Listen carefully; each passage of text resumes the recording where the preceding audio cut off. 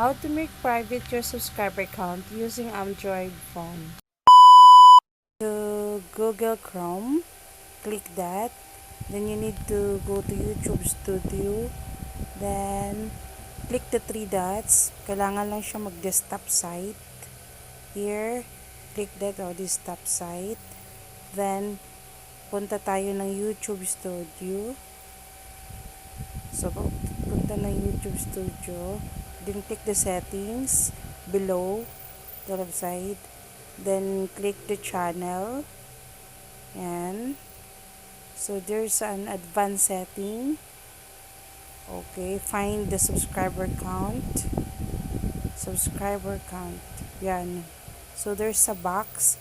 If you tick the box, yun, makikita yung subscriber mo. Pag i-unclick mo siya, or button the box, yan, so yun, that means na hindi na siya nakikita. Just click save.